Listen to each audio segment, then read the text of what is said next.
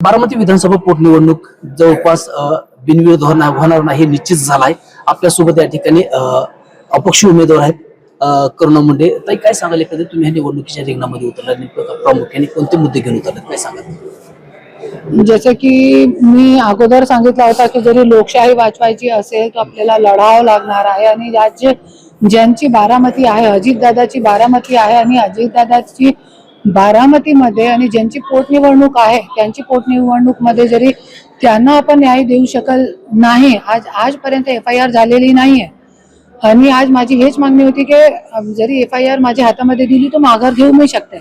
आणि माघार घेण्यासाठी मी मुंबईतून आली होती, पण रस्त्यामध्ये मी मीडियावरती बघितला, आत्ताच 1 तास अगोदर मी बघितला की जे धनिया मुंडेनी आणि CM साहेब देवाभाऊने हर्षवर्धन सपकाल साहेबला फोन करून काँग्रेसची माघार घेतली. तो अरे ह्यांच्या विचारातून महाराष्ट्र चालणार आहे क्या?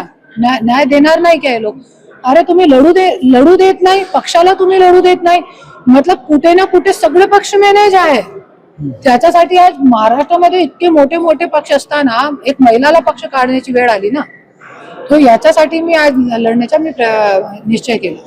नक्कीच तुम्हाला उमेदवारी माघारी घेण्यासाठी पवार कुटुंबाकडून असून किंवा माहितीकडून असून कोणाचा प्रस्ताव आला होता किंवा कोणा संपर्क काय झाला होता? माझ्याकडे प्रस्ताव आला होता आणि खूप मोठे मोठे प्रस्ताव आले होते, पण मी एकच मागणी केली होती की जरी अजितदादाचे जे FIRचा विषय आहे महाराष्ट्रामध्ये गुंजत आहे, ते FIR जरी माझ्या हातामध्ये दिली तुम्ही माघार घेते, पण मला हातामध्ये FIR भेटली नाही. त्याच्यासाठी मी आज लढण्याचा मी निश्चय केला. नक्कीच बारामतीतले कोणते मुद्दे तुम्हाला भेडसावतात, किती मुद्दे आपण प्रचारासाठी घेतले पाहिजे आणि ते मुद्दे आपण पुढे आणले पाहिजे, कोणते मुद्दे असे वाटतात तुम्हाला? पाणीचा जे खूप मोठा प्रश्न आहे आणि बस स्टँडच्या जे आम्हाला बाबासाहेब आंबेडकरचं नाव द्यायचं आहे बस स्टँड वरती, त्याचा मुद्दा आहे खूप मोठा. आणि जे कामगार लोक आहेत त्यांना न्याय भेटत नाही. आज खाजगीकरणमुळे आज कामगार लोकांना काढण्यात येते. आज 10-10 वर्ष जे लोक काम करत आहे त्यांना कामावरती काढण्यात येते आणि कामावर काढल्यानंतर त्यांच्या समोर असं कोणी व्यक्ती नाहीये बारामतीमध्ये की जे त्यांचे प्रश्न त्यांच्या समोर मांडू शकतात किंवा पार पाडू शकतात ते प्रश्नाला. तो हे सगळे मुद्दे आणि शेतकरी लोकांचे जे 7-12 आहे ते कोरा करायचे आपल्याला. आणि असे शेतकरी लोकांचे खूप काही मुद्दे घेऊन आम्ही जाणार आहे. प्रचार कसा असेल, मतदारांच्या कशा प्रकारच्या गाठीभेटी घेतली काय? मी सभा पण घेणार आहे आणि गावोगावी जाऊन प्रचार करणार आहे. तुम्ही मुंबईहून इथं बारामती पोटनिवडणुकीसाठी उभा राहिला, नेमकं कारण का असं का? तुम्ही मुंबईहून इतक्या लांबून आला 300 किलोमीटरवरून, नेमकं कारण एकच आहे, लोकशाही वाचवायचं आहे. आणि जोपर्यंत मला यश भेटत नाही तोपर्यंत मी प्रयत्नशील राहणार, क्योंकि प्रयत्नशील रहना ये एक माणसाचा नेचर असतो. तो प्रयत्नशील राहायला पाहिजे. काय वाटते बारामतीच्या ह्या पोटनिवडणुकीमध्ये तुम्हाला विजयाची किती खात्री वाटते? काय विजयाची खात्री आहे. आपण साधू संतांची आणि रामजी आणि कृष्णजी की भूमीचे अपन भारतीय लोग आहोत. आणि रामजी ने भी बानर की सेना लेके विजय प्राप्त की थी रावण पे, और आज भी देखिए सेम सीन है. महाभारत में भी आपने देखा होगा सिर्फ कृष्ण जी थे और 5 पांडव थे. आज हमारे 25-50 कार्यकर्ता हैं और मैं अकेली हूँ, पर मेरे साथ भगवान है. और आज आप देखेंगे सामने अक्षौणी सेना है.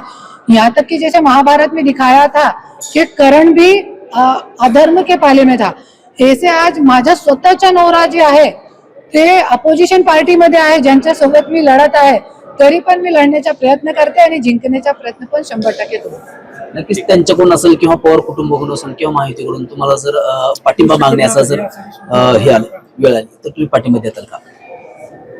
पाठिंब्याच्या मी आता सांगू शकत नाही. आणि याच्यामध्ये कसं आहे, सुमित्रा वहिनीच्या, अजितदादांच्या, शरद पवार साहेबांच्या, सुप्रियाताईच्या आणि माझे सासरे माननीय गोपीनाथ मुंडे साहेबांच्या आशीर्वाद घेऊन मी दिवस रात्र प्रचार करणार आहे. शेवटचा प्रश्न विचारतो, सुनेत्रा वहिनी ह्या सातत्याने साथ घालतायत, अजितदादांना श्रद्धांजली म्हणजे ही बिनविरोध निवडणूक अशा पद्धतीने साथ घालतात, कसं पाहता काय? अजितदादाला खरोखर, सुनित्रा वहिनीला मी हे निवेदन करते आणि मी आवाहन करते, खरोखर सुनित्रा वहिनी जरी तुम्हाला अजितदादाला खरी सच्ची श्रद्धांजली समर्पित करायच्या आणि सच्ची सहानुभूती करायचं आहे अजितदादाबद्दल, तुम्ही एकच मागणी करते, तुम्ही एकच गोष्टीवर ठाम राहा की FIR झाली पाहिजे आणि बारामती पासून दिल्ली पर्यंत हाडून टाका सगळ्यांना, सबको हिला के रख दो. जोपर्यंत अजितदादाला न्याय भेटत नाही शांत बसू नका, गप्प बसू नका. हे सत्ताधारी जे लोक आहे, ज्यांचे तुम्ही उपमुख्यमंत्री झाले, ते पदावर लात मारा. मी पण आज पण मी सगळी गोष्टीवरती मी लात मारते. आज का माझ्याकडून ऑफर नाही होती का? होती, पण मी लात मारली. 4 वर्ष अगोदर 50 कोटी धन्याचे 50 कोटीला लात मारून मी आज ये संघर्षाला मी एक्सेप्ट केला होता. संघर्ष को मैंने अपनाया था और आज भी वही सीन है. मैं आज भी संघर्ष को अपना रही हूँ.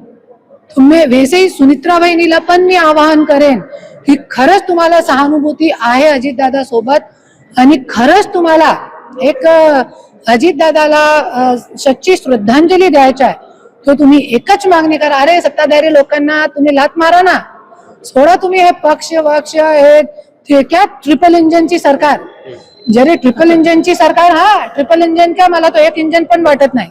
हे थकलेला इंजन आहे, कुठेतरी अडकलेला. ते 1 2 टाकून तुम्ही ते सोडा, लात मारा. जसे मी लात मारली होती, माझ्या पाठीमागे तर कोणीच नाही होता है ना. पाणी पिण्याची माझी लायकी नाही होती असं मला धन्याने करून ठेवला होता.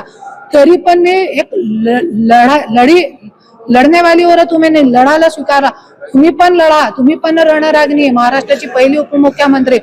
तर तुम्हाला जरी खरंच आपल्याला न्याय द्यायचा अजितदादाला, तर तुम्ही हे पक्ष सगळं सोडून पदाला लात मारून तुम्ही FIR साठी लढा आणि बारामती पासून दिल्ली पर्यंत पूर्ण हादरून टाका. आणि जोपर्यंत अजितदादाला न्याय भेटत नाही शांत बसू नका. तुमचा जो रोष आहे धनंजय मुंडे यांच्यावरती आहे का, या ठिकाणी बारामतीच्या विकासासाठी तुम्ही लढताय आता? सत्ताधारी सगळ्यांवरती माझा रोष आहे. आणि जे विकास जोपर्यंत बारामतीच्याच नाही पूर्ण महाराष्ट्राच्या विकासाची मी गोष्ट करते, बारामती पासून पूर्ण महाराष्ट्र पर्यंत विकास तो वेळेपर्यंत होऊ शकत नाही जो वेळेपर्यंत लोक चांगल्या व्यक्तीला निवडून देत नाही, तोपर्यंत होत नाही. आणि जोपर्यंत लोकांनी निवडून दिला चांगल्या व्यक्तीला, माझ्यासारखे लढणारे व्यक्तीला निवडून दिला, तो 100% विकास काय पण होईल. पूजा चौहान को भी न्याय मिलेगा, अजीत दादा को भी न्याय मिलेगा. जो 25 साल पुराने मरे हैं ना, उनको भी न्याय दिलाऊंगी मैं. मेरे को एक बार जनता न्याय करके दे, मेरे को एक बार चुन के दे जनता, बस. नक्कीच हे होते आपल्या सोबत आज या ठिकाणी अपक्ष उमेदवार करुणा मुंडे. या ठिकाणी त्यांनी देखील त्यांच्या भावना या ठिकाणी व्यक्त केल्या. येणाऱ्या काळामध्ये ते देखील आपला विजय निश्चित आहे असा देखील त्यांनी या ठिकाणी आपला विश्वास व्यक्त केला. सुंदर कुसाळकर, LS महारी, बारामती.